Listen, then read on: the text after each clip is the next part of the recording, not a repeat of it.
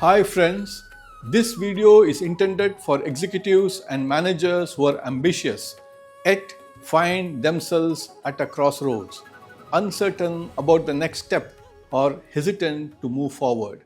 I encourage you to stay with me till the end as I hope to share perspectives that may offer value addition, clarity, and direction.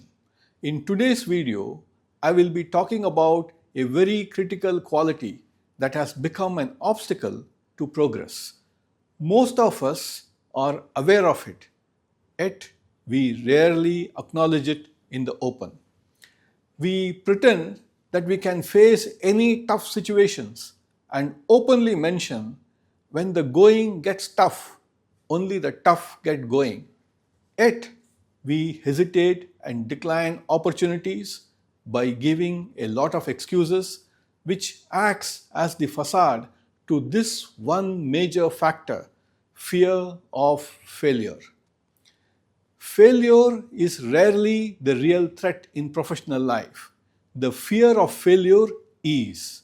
Long before a project collapses or a promotion is missed, fear of failure quietly shapes decisions. In modern workplaces that reward innovation and agility, this fear has become one of the most invisible yet powerful barriers to growth. Consider the mid level manager who has a disruptive idea that could streamline operations but chooses silence in a meeting to avoid criticism, or the highly skilled professional who remains in a safe role for years, watching less qualified peers advance simply because they were willing to take calculated risks. Even successful executives are not immune. Many delay bold strategic moves not due to lack of insight, but due to the reputational cost of being wrong. In each case, failure never occurs, yet progress is quietly sacrificed for fear of failure.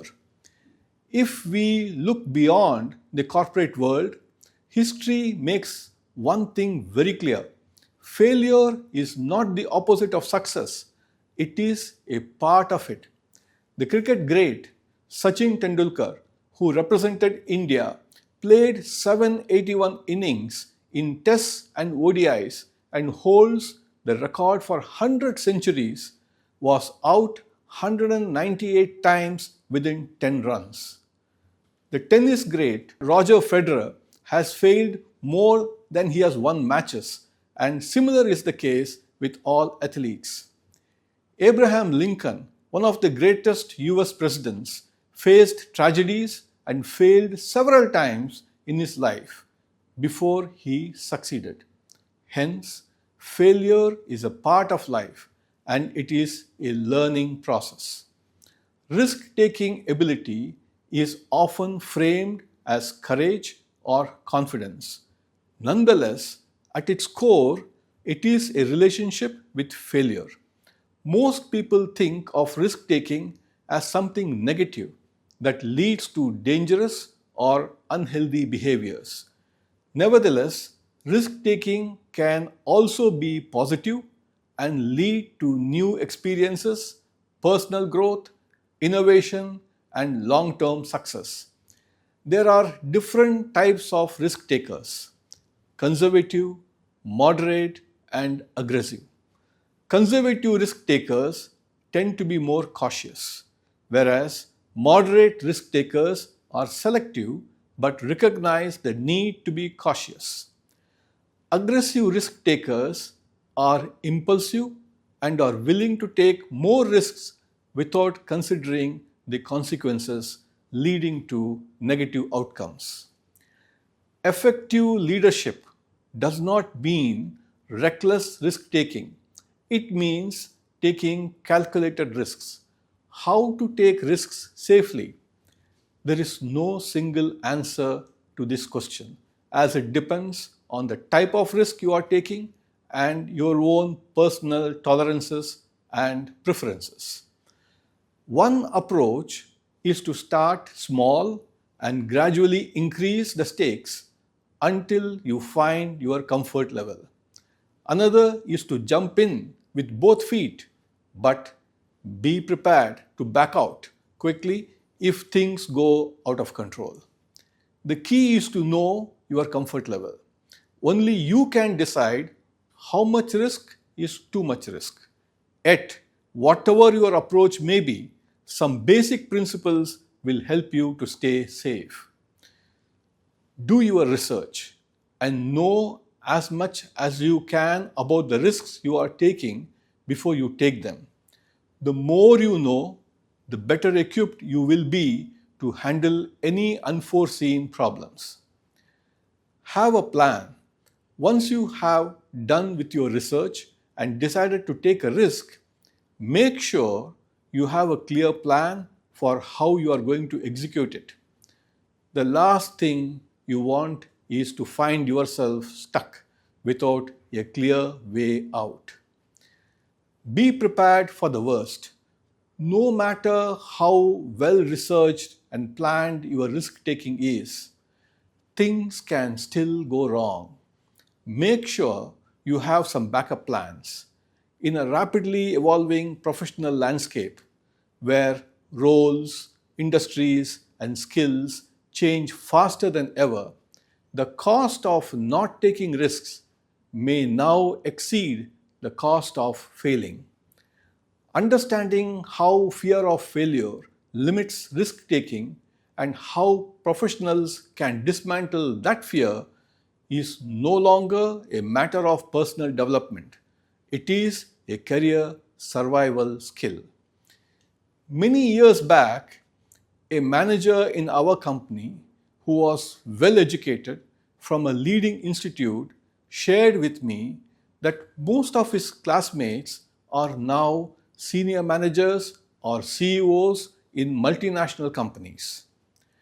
The underlying message was clear. He was signaling his aspiration for growth.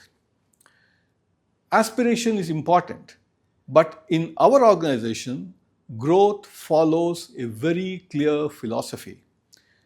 We strongly believe in building leaders from within. Whenever there is a vacancy, our first preference is always to look internally. Even when an employee is only 50% ready for the role, we are willing to take that bet because we believe in potential.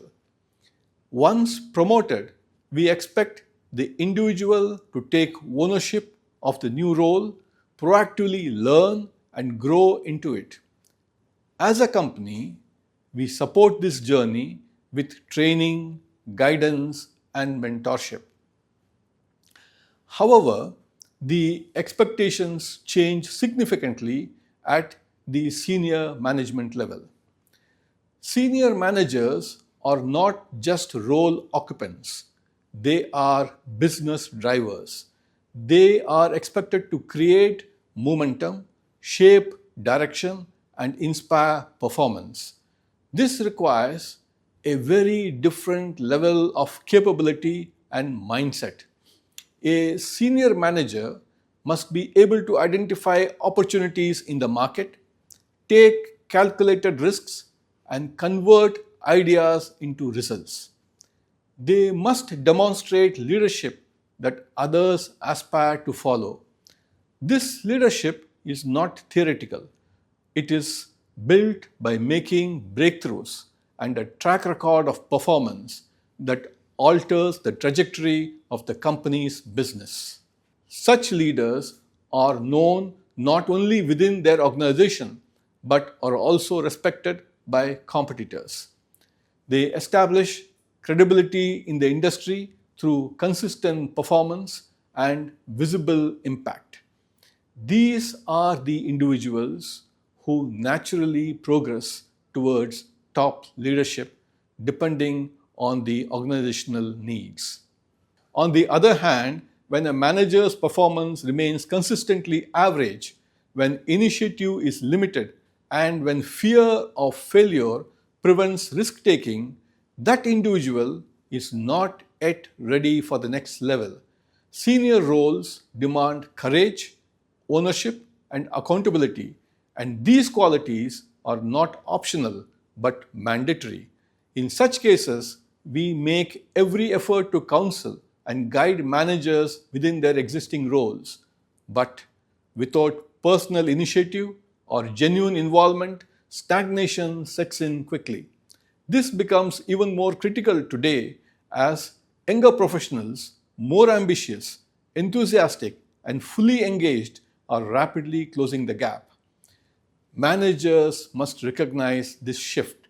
To remain relevant, they must continuously upskill, stay visible through performance, and be known for results rather than tenure. This only happens when leaders stop fearing failure and start managing it intelligently. Calculated risk taking, backed by preparation and insight, is essential. The leaders who drive meaningful change are not those who are fearless. They are those who understand that failure, when approached thoughtfully, is a powerful learning tool. They create conducive environments where experimentation is safe, accountability is strong, and progress matters more than perfection. That is the standard of leadership we believe in, and that is the path to sustainable growth for both individuals and for the organization. Hence, the manager who spoke about his classmates who are in different positions in multinational companies got the message. Nothing is given on a platter. You have to earn it, irrespective of your age, tenure, or qualification. When failure is a part of life, why fear? Take it into your stride, treat it as a learning experience, and keep improving yourself every day.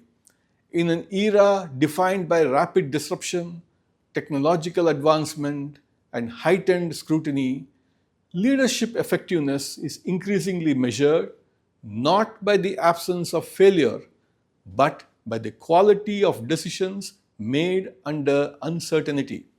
The ability to confront fear of failure and still take informed risks has become one of the most defining competencies of modern leadership. Hope this video was interesting and added some value to you. You may now look forward to my next video on yet another interesting topic with a real life case. Thank you very much for listening to me and take care. Thank you.